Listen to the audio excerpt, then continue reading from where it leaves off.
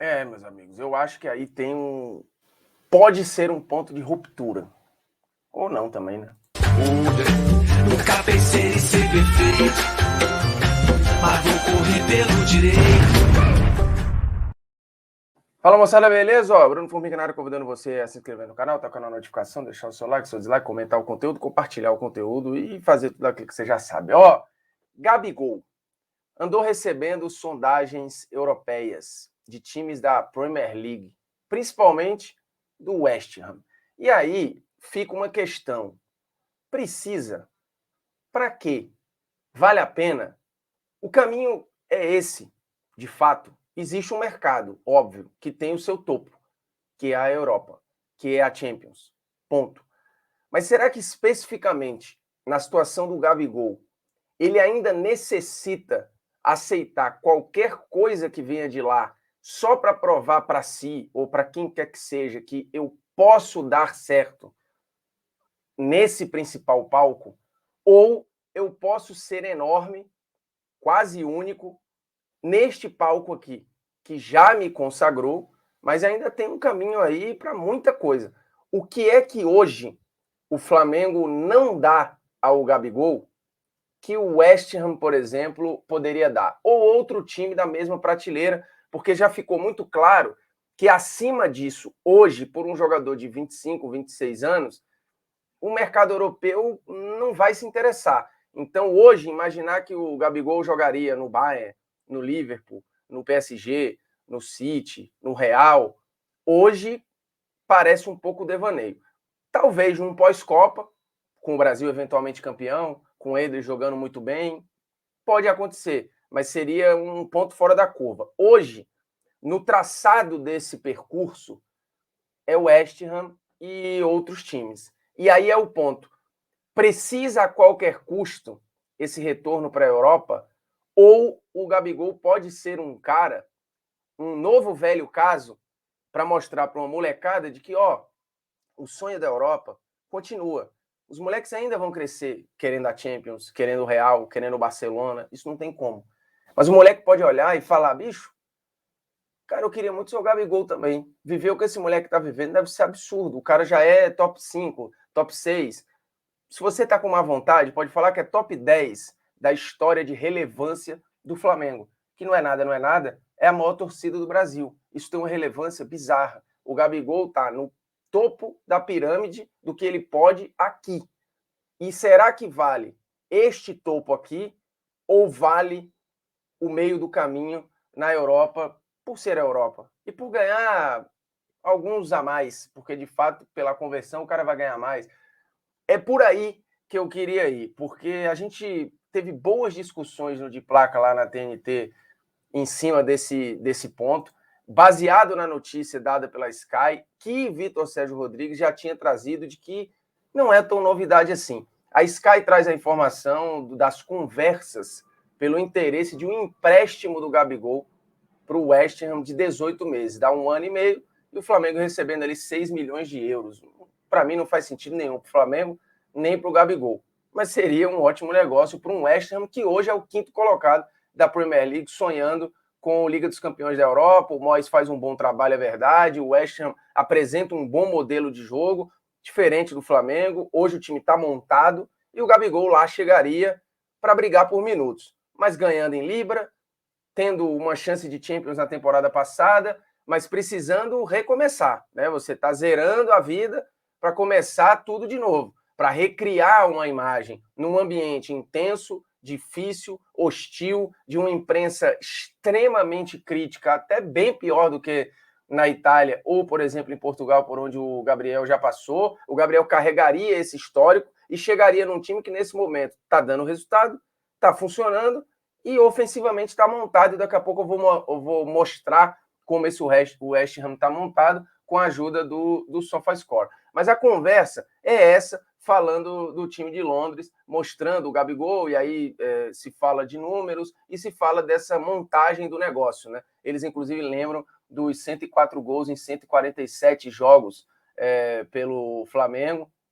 E aí fala de um sonho do Gabriel de voltar, que ele assiste jogos do West Ham, que ele gosta do trabalho do Moyes. E aí me parece um pouco de viagem na avaliação, mas é fato que a matéria ela é muito bem construída e que Vitor Sérgio Rodrigues já tinha trazido a informação de que essa proposta, ou essas conversas, começaram 20 dias antes dessa notícia da Sky, e que o Flamengo prontamente recusou, alegando que era quase uma piada a proposta. De novo, a multa do Gabriel é de 30 pau, não é de 6, e o Flamengo não abriria mão disso. Agora, né, o Flamengo não estaria precisando desse dinheiro, o Flamengo não tem nenhum problema financeiro com o Gabriel, nem pessoal com o Gabriel, que torne uma pressão para se livrar do cara, como aconteceu por questões pessoais no Palmeiras com o Dudu, e aí o Dudu acabou sendo emprestado, um negócio que acabou sendo bom para todos os lados naquele momento específico de pressão, mas o Flamengo não está passando isso com o Gabigol, então assim, é desnecessário o Flamengo hoje se enfraquecer tecnicamente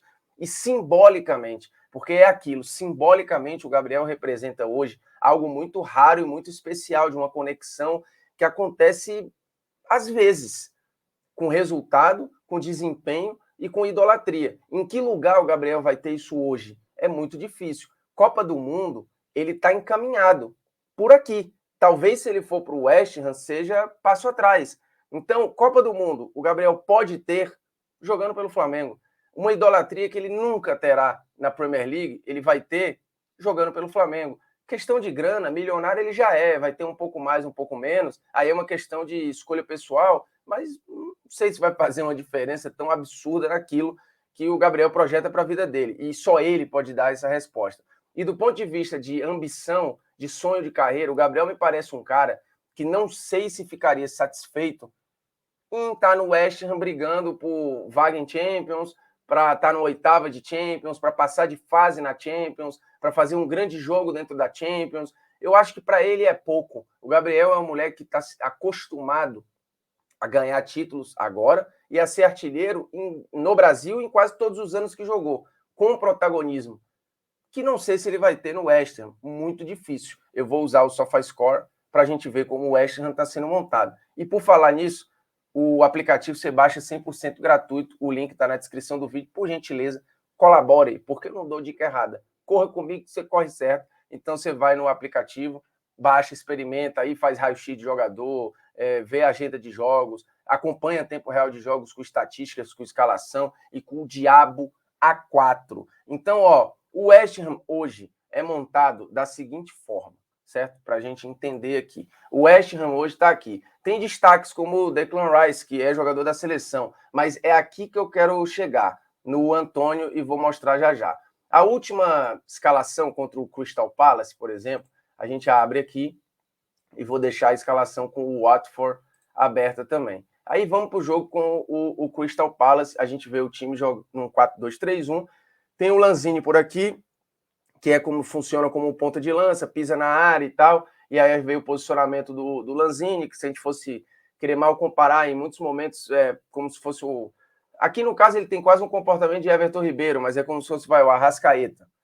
E aí você tem o Bowen pelo lado direito, que é o líder de assistências do time na Premier League, então faz um papel de lado, né, de ponta, linha de fundo, volta para ajudar e pisa legal na área. Por quê? Porque o Antônio, que é o camisa 9 do time, é um faz-tudo, né, de mais de 30 anos já, pode jogar pelos dois lados, pode jogar onde joga, por exemplo, o Lanzini, pode jogar de 9, então assim, é um jogador muito versátil. Poderia jogar ele e Gabigol no mesmo time? Poderia, não tem problema nenhum.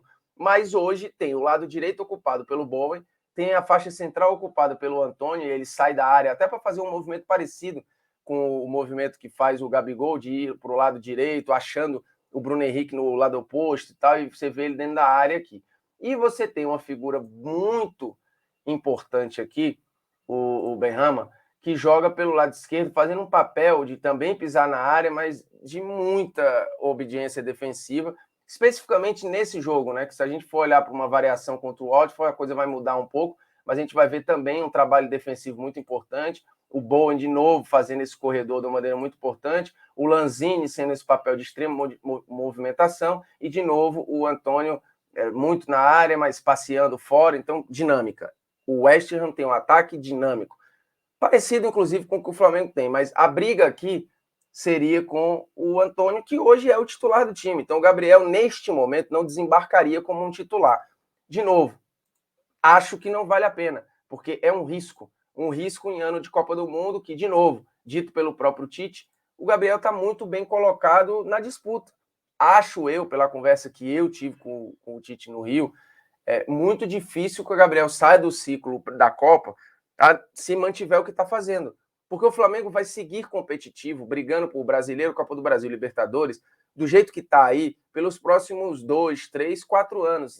Nada crê que isso vai mudar por agora. Então o Gabriel, que hoje é top 8, top 10, top o que você imaginar aí na história do Flamengo, ele pode ser daqui a pouco top 5, top 4, top 3. E o quanto vale isso? O quanto é especial isso na memória de onde ele está, do local. Porque lá no De Placa eu trouxe o comparativo de que nos anos 90 e 2000, quando já era hábito ir para a Europa, e vários foram, eu até fiz uma comparação, por exemplo, quem é mais relevante no futebol europeu? O Elber, que foi artilheiro, ídolo, e hoje é embaixador do Bayern de Munique, ou o Renato Gaúcho? É claro que é o Elber. Isso é evidente. O Elber, inclusive, estava participando de sorteio da UEFA. Não tem comparação. O Elber tem uma carreira na Europa e o Renato Gaúcho nada fez na Europa. Mas o que eu quero dizer com isso? O Renato não precisou da Europa para ser um cara lendário no futebol brasileiro e falado até hoje, não só pelo trabalho que fez como treinador, mas pela idolatria que ele tem no Fluminense, que ele tem no Grêmio, ganhou estátua. O quanto isso vale? Isso o Elber não tem. Aqui, no país dele, o Elber não tem. Para o torcedor brasileiro, no imaginário de uma geração inteira, o Renato é muito maior que o Elber. Por mais que, para o futebol europeu, na hierarquia de carreiras bem-sucedidas na Europa, o Elber seja um cara muito mais bem-sucedido, como vários outros. E, de novo, não estou comparando tecnicamente os jogadores, zero. E aí vamos para uma outra geração de Marcelinho, de Edmundo, de Viola, de Edilson, de Luizão, vários, Paulo Nunes, que hoje a minha geração trata como caras ídolos, respeitados e sabe assim, que colocam, alguns até acho que são alçados a um patamar técnico e tal, muito maior do que o que eles realmente foram à época. Mas esse não é o ponto. É que do ponto de vista lúdico, imaginário na cabeça do torcedor, esses caras vêm na memória na hora. E assim, as pessoas falam deles hoje numa mesa de bar com uma saudade e com, sabe, eles têm uma relevância gigantesca para o torcedor brasileiro dos anos 90 e 2000. Isso o Gabigol vai ter de absurdamente gigantesco. Porque o que ele representa nesta década e vai representar para esta geração inteira é incalculável agora. A gente só vai saber disso lá na frente. A geração, essa geração toda do Flamengo especificamente. Isso, óbvio, vale para o Dudu no Palmeiras, vale para o Everton no Palmeiras, que é outro que vai ter o tamanho que vai ter, provavelmente sem precisar ir para a Europa, como o Marcos teve, ou como o Rogério teve. O Dida foi. E para o europeu, provavelmente o Dida é muito maior que o Marcos e o Rogério Ceni. Mas você vem aqui no Brasil, vai ter pau, vai ter disputa. Acho que o Marcos, no imaginário do torcedor dos anos 90 e 2000, ele é mais lembrado que o Dida. Então, o Gabigol precisa ir para a Europa para ter uma relevância histórica absurda e para ter um lugar especial, eu acho que não. Porque ele vive um lugar muito raro e que o Flamengo não tinha há muito tempo. De novo, eu já falei que na relevância histórica, na minha visão, na hierarquia do Flamengo, o Gabigol deixou gente enorme para trás, como o Adriano, como o Pet, como vários jogadores da geração dos anos 80. Né? Você tem, talvez, à frente do Gabigol hoje, óbvio, você vai ter o Zico, o Júnior, pode ser que tenha o Leandro, uma briga ou outra ali com o Adílio e tal, mas Nunes acho que já ficou, e por aí vai. Então, assim, isso é muito especial e raro. A conexão que existe hoje, ela foi um papo também lá na conversa com o Tite, ele admira isso, é uma parada muito surreal que existe entre Gabigol e a torcida do Flamengo. Então, na boa, assim, eu acho que não precisa, eu acho que é desnecessário. Não é pelo West Ham, é esse sonho europeu, a obsessão, e de novo, o resultado disso, de novo, hoje, a Europa, fora a grana, para o que o Gabigol quer, talvez ir para a Copa, ser campeão do mundo, ser reconhecido e tal, eu acho que a Europa hoje teria o dinheiro a oferecer ao Gabriel. Porque no mais, assim, o Gabriel não vai ser o melhor jogador do mundo, nem lá nem aqui. O Gabriel não vai ser considerado o melhor da sua geração, nem lá nem aqui.